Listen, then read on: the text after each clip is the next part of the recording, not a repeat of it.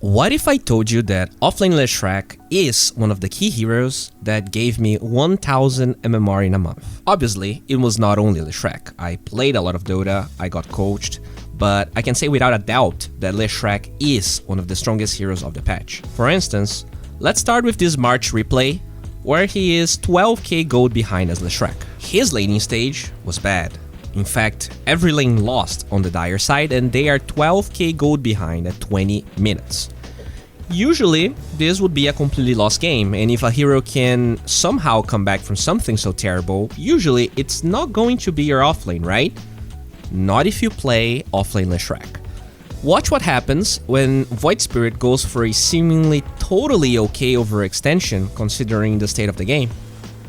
One buyback punishes 4 heroes on the Radiant side, and this ends up leading to this, and March finishing the game 10-10. The Egg's first build on Leshrac offlane is a slightly greedy, yet very powerful tool at your disposal. You see, the AoE of Pulse Nova out is 425 AoE, which is about the same AoE of Chronosphere. When you get Eggs, you start proccing Lightning Storm in AoE, but the Lightning proc AoE is much bigger than your damage AoE, which is already big.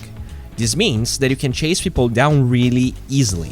Why spend 3000 gold on New Scepter that actually has less cast range than your Lightning proc to land your stun when you can get tankier, effectively have much more move speed since you slow people from far away, and overall just do a lot of damage.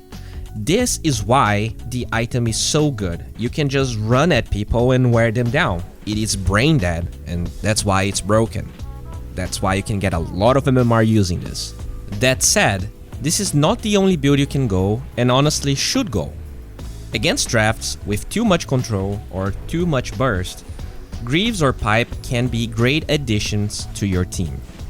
This build is obviously way less about solo carrying the game and probably also less likely to tilt your team. The Dispel from Greaves being instant is much better than New Scepter, and obviously it's actually an item that affects your whole team, so pretty good as an offlane item. One small but very important detail, since Leshrac has 2.5 strength gain, is the casual cloak that very often Monkeys Forever buys, even though it can hurt his mech timing. Offlane Leshrac is all about getting on top of people, doing a lot of damage whilst soaking damage, and against a team that has almost exclusively magic damage as their main source of DPS, Cloak is great. But that doesn't mean he gets Pipe first. Kinda crazy, right? Well, he gets Pipe sometimes, actually very often, but Leshrac only deals damage if he can be on top of people. So if you're against dispellable and annoying stuff like Searing Chains, Time Dilation, Decrepify, Treant out, he gets Greaves to be able to maneuver the fights, be in position to do damage, but still have an item that can affect everyone and make the fights easier. The reason for not rushing Pipe is simple. When you look at Greaves and Pipe, Greaves seems like a way more expensive item, right? But Leshrac, especially offlane Leshrac, that has less experience and items, is a mana-hungry goat, and playing him without Arcane Boots is almost impossible. Even when I rush Eggs, I get Arcanes before it, and Arcanes is a part of Greaves. If you take away the 1400 gold it costs to build the item, then Greaves and Pipe pretty much cost the same thing.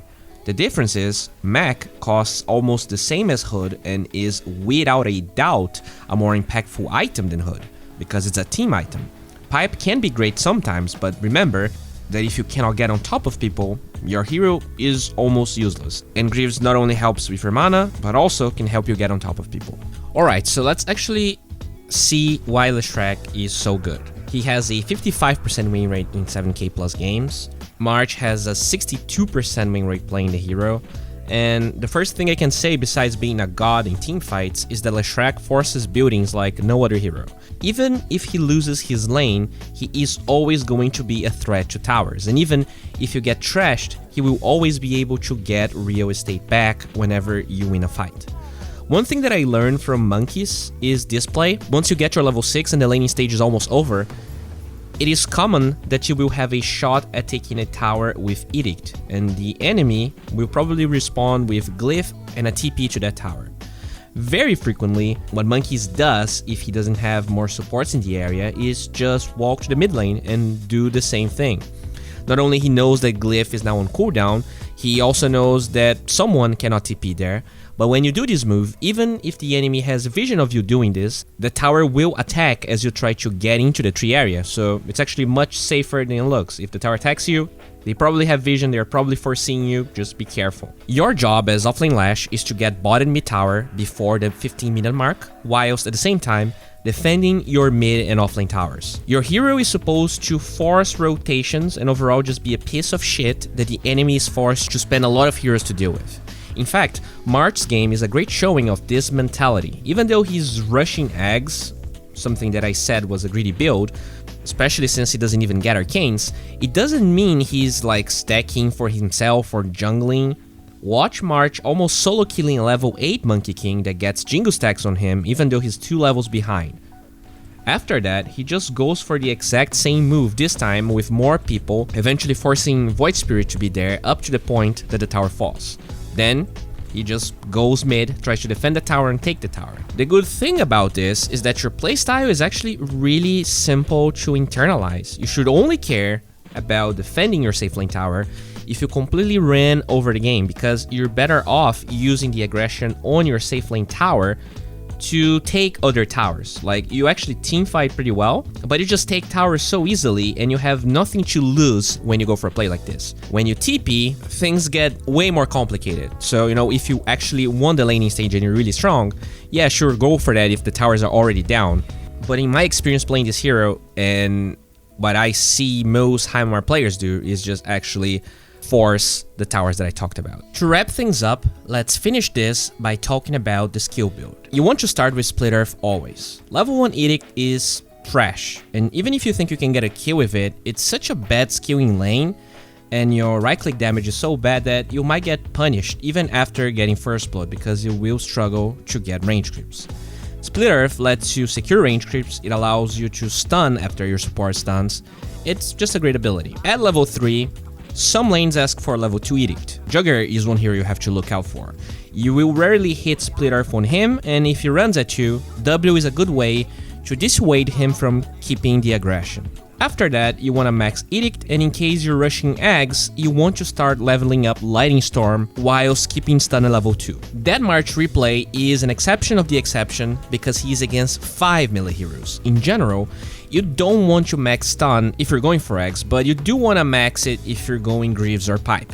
Your hero is mana hungry, as we talked about, so Lightning Storm is pretty much unnecessary mana spent, and it really isn't that great of an ability if you're not proccing it automatically with your ult. Another thing worth talking about is your level 2 ult. The DPS per mana used is much lower, so you're spending more mana and doing less damage over time. In games you get Greaves or Pipe, and you might be struggling to get on top of people, leaving it at level 1 is actually advisable. But in games you're doing well and you can dive scrubs, level 2 ult is fine, especially when your eggs is done. Overall, you want to get the armor and the strength talent because you're supposed to be a thick boy. But in that game against 5 melees, March actually gets the Earth Split AoE talent, and I really like it. After that, Post Nova and Edict talents are always the way to go in my opinion. Guys, thank you so much for watching. In case you don't know, I have a Patreon where I share a list of the best 25 heroes of the patch according to me and other high MMR players. Because of the stale patch, I stopped doing it, but we're going to get back strong for 728. If you intend to play a lot of Dota during Christmas and New Year's Eve, I think that's a great way to know what to play, when to play it, what to build without thinking too much about it. And on top of that, I actually have exciting news for you. Mangus, the coach that helped me with the 1K MMR I just got, is developing in-depth guides about the videos I'm making here on YouTube. This Sunday, I will drop 2 replay analyses where we're gonna get into the nitty-gritty of aspects of Leshrac I just don't have the time to talk about in such a short video. For only $1 extra, you can get the PDF files and the videos, so I really hope you guys enjoy this Christmas promotion. Have a good one and bye.